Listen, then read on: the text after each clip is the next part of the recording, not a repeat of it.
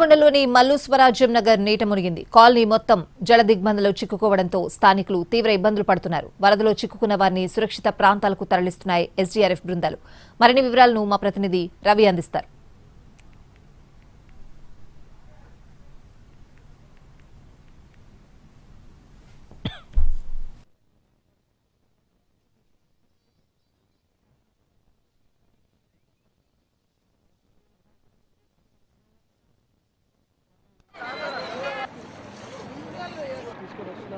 వెనక వైపు మనం చూస్తే ఒక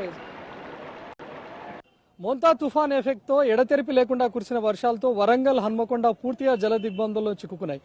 ప్రస్తుతం మనం వరంగల్లోని మల్లు స్వరాజ్యం నగర్లో ఉన్నాం. ఇక్కడ నిన్న రాత్రి నుంచి మల్లు స్వరాజ్యం నగర్ పూర్తిగా జల దిగ్బంధంలో ఉండిపోయింది. దాదాపు 200 నుంచి 300 కుటుంబాల వరకు బిక్కుబిక్కుమంటూ గడిపారు. ప్రస్తుతం మనం మల్లు స్వరాజ్యం నగర్లోకి వెళ్ళేటటువంటి సిచ్యువేషన్ కూడా చూడొచ్చు. ఆల్మోస్ట్ నేను నడుస్తూ వెళ్లేటటువంటి క్రమంలోనే నడుములోతు వరకు వరద నీరు వచ్చి చేరింది. ఇంకా వరద నీటి ఉధృతి పైనుంచి కొనసాగుతూ ఉంది. దీంతో ఎస్డీఆర్ఎఫ్ టీమ్స్ అన్ని ఇక్కడికి చేరుకొని వీళ్ళందరినీ రెస్క్యూ చేస్తున్నారు. సో ప్రస్తుతం అక్కడ మల్లు స్వరాజ్యం నగర్లో ఉన్నటువంటి వాళ్ళందరినీ తాళ్ల సహాయంతో ఎస్డీఆర్ఎఫ్ టీమ్స్ అదేవిధంగా పోలీసులు రెస్క్యూ చేసి తీసుకొస్తున్నారు. ముఖ్యంగా మహిళలు, వృద్ధులు, చిన్నారులు ఎవరైనా ఉంటే ముందు వాళ్ళను తీసుకొని వస్తున్నారు. నిన్న రాత్రి నుంచి వీళ్ళంతా ఈ వరద గుప్పిట్లోనే చిక్కుకున్నటువంటి సిచ్యువేషన్ కనిపిస్తుంది. అన్న, ఎప్పటి నుంచి ఉన్నారమ్మా మీరు లోపల? నిన్న నుంచి ఉన్నామండి. ఒక్కసారిగా వరద నీరు వచ్చిందా? ఎప్పుడైనా వచ్చిందా ఇట్లా? అంతకుముందు 4 years బ్యాక్ నుంచి ఇట్లనే వరదలు వస్తున్నాయి. లాస్ట్ ఇయర్ అంతకుముందు వచ్చినప్పుడు మమ్మల్ని పట్టించుకున్న వాళ్ళు ఎవరు లేరు. సేమ్ నిన్న కూడా ఇదే సిచ్యువేషన్ ఫేస్ చేసినాం. నిన్న నుంచి కనీసం ఎవరికి ఫోన్ చేసినా రెస్పాండ్ అవ్వలేదు.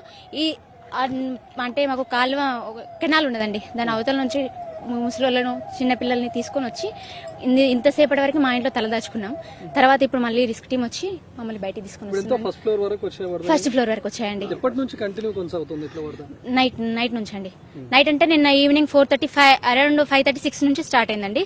తర్వాత ఇక నైట్ మొత్తం వాటర్, ఒకవేళ నైట్ అలాగే వర్షం పడేది ఉంటే మాత్రం ఖచ్చితంగా మొత్తం కింద గ్రౌండ్ ఫ్లోర్ మొత్తం నిండిపోయేది. ఎన్ని కుటుంబాలు ఉన్నాయి మొత్తం ఈ మల్లు స్వరాజ్యం నగర్లో? 560 అట్లా 550, 560 అట్లా వరకు సో నిన్న రాత్రి నుంచి పిల్లలు అందరితో నల్లనే ఉండిపోయాం. చిన్న చిన్న పిల్లలు ఉన్నారు సార్, నాకు కూడా వాళ్ళని పట్టుకొని సెక్యూర్ ఉన్న వాళ్ళు ఉన్నారు.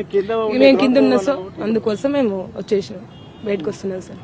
ఏమైనా ఉండేనా ఫుడ్ కానీ తాగడానికి? ఏం లేకుండా ఏం లేవు. ఇప్పుడు మీ ఎక్కడి తీసుకెళ్తున్నారు వీళ్ళు రెస్క్యూ? నాకు పునరావాస కేంద్రం ఉన్నది 32వ డివిజన్ లో, అక్కడికి వెళ్తాం. మేము షెల్టర్ ఏర్పాటు చేసిందంట. ఆల్మోస్ట్ ఎంత మందిని రెస్క్యూ చేసి ఉంటారు? ఇంకెంత మంది ఉన్నారు అక్కడ?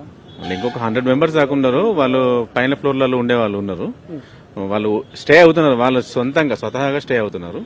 ఇంకో 50 members దాకా వస్తారు రోజు. ఈ రోజు ఉదయం ఎస్డీఆర్ఎఫ్ టీమ్స్ ఇక్కడికి చేరుకున్న తర్వాత వీళ్ళందరినీ రెస్క్యూ చేసి సురక్షిత ప్రాంతాలకు తరలిస్తా ఉన్నారు. సో గత 10 ఏళ్లలో ఎప్పుడు ఈ స్థాయిలో వరద చూడలేదని చెప్తా ఉన్నారు. కనీసం 2 ఏళ్ల క్రితం వచ్చినటువంటి వరదల్లో కూడా కనీసం బయట దాకా రాగలిగాము అని చెప్తా ఉన్నారు. అమ్మా, నిన్నటి నుంచి అక్కడనే ఉన్నారా? అక్కడనే ఉన్నాం అయ్యా. ఎప్పుడైనా చూసిరా ఇట్లాంటి వరదలు? చూడలేదయ్యా, ఇదే ఫస్ట్ చూసుడు. బాగా నిన్నటి కాంచి పైన ఉన్నాం అయ్యా, మొత్తం డాబా పైన ఉన్నాం. ఏమన్నా ఉండేనా ఫుడ్ గానీ తాగడానికి?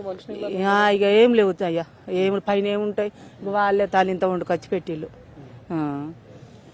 బాగా ఇబ్బంది పడ్డాం అయ్యా. పిల్లలు, చిన్న పిల్లలు, చిన్న పిల్లలతో ఇబ్బంది పడ్డాం. ఇక్కడ ఉన్నటువంటి స్టేబుల్ వాటర్ అంతా క్లియర్ అవడానికి మరికొన్ని గంటల టైం పట్టే అవకాశం కూడా కనిపిస్తుంది. సో మంత్రి కొండా సురేఖ కూడా ప్రస్తుతం ఇక్కడికి చేరుకున్నారు మల్లు స్వరాజ్యం నగర్కి. ఇక్కడ కొనసాగుతున్నటువంటి సహాయక చర్యలన్నింటినీ పర్యవేక్షిస్తున్నారు. ఇందాక కలెక్టర్, అడిషనల్ కలెక్టర్ కూడా ఇక్కడ ఉండి సహాయక చర్యలను పర్యవేక్షించారు. ఇక్కడ ఉన్నటువంటి వాళ్ళందరినీ సురక్షిత ప్రాంతాలకు తరలిస్తున్నామని చెప్పారు. అయితే ఇందాక కలెక్టర్ చెప్తున్నటువంటి ప్రకారం ఎక్కడైతే ఈజీగా మనం ఫుడ్ చేరగలుగుతాము, లేకపోతే వాటర్ను చేర్చగలుగుతాము అనుకున్నటువంటి వాళ్ళను అదేవిధంగా వరదలోకి ఉంచి డ్రోన్స్ ద్వారా కానీ లేకపోతే సహాయక బృందాల ద్వారా వాళ్లకు ఫుడ్ను సప్లై చేస్తామని చెప్తున్నారు.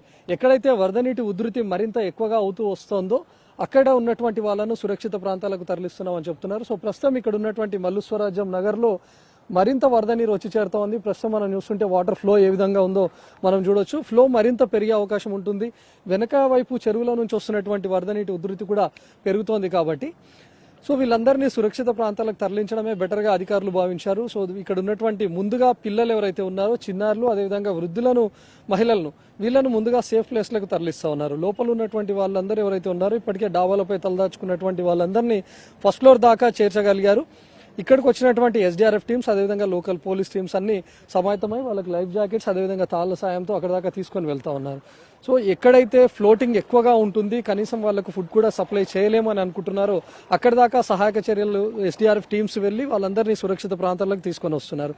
మరోవైపు వరంగల్ హన్మకొండ కానీ ఎక్కడైతే కాలనీలో వరద నీరు స్టేబుల్ గా నిలిచిపోయింది, ఎగువ నుంచి వరద వచ్చే అవకాశం లేదు అనుకున్నటువంటి ప్రాంతాలకు ఫుడ్ అదేవిధంగా వాటర్ను సప్లై చేస్తున్నారు. సో మంత్రి కొండా సురేఖతో పాటు ఇక్కడ ఉన్నటువంటి కలెక్టర్, అడిషనల్ కలెక్టర్ సహాయక చర్యలను ఎప్పటికప్పుడు పర్యవేక్షిస్తున్నారు. ముఖ్యంగా ఈ రోజు వర్షం ఉదయం నుంచి లేకపోవడం, నిన్న అర్ధరాత్రి నుంచి వర్షం ఎడతెరిపినివ్వడంతోనే ఈ సహాయక చర్యలు కొనసాగుతున్నాయి. ఇన్ కేసు అర్ధరాత్రి భారీ వర్షం కురిసినా లేకపోతే ఈ రోజు ఉదయం కూడా వర్షం ప్రభావం ఉండి ఉంటే మాత్రం ఈ వరద నీరు మరింత పెరిగేది, ఎగువ నుంచి వచ్చే వరద నీటి ఉధృతి కూడా మరింత ఎక్కువయ్యేది, సహాయక చర్యలకు కూడా తీవ్రస్థాయిలో ఆటంకం వాటిల్లేదు. ఇది వరంగల్ మల్లు స్వరాజ్యం నగర్లో ఉన్నటువంటి పరిస్థితి. కెమెరామ్యాన్ ఎలియోస్ ప్రసాద్తో రవికుమార్, ఎన్టీవీ, వరంగల్.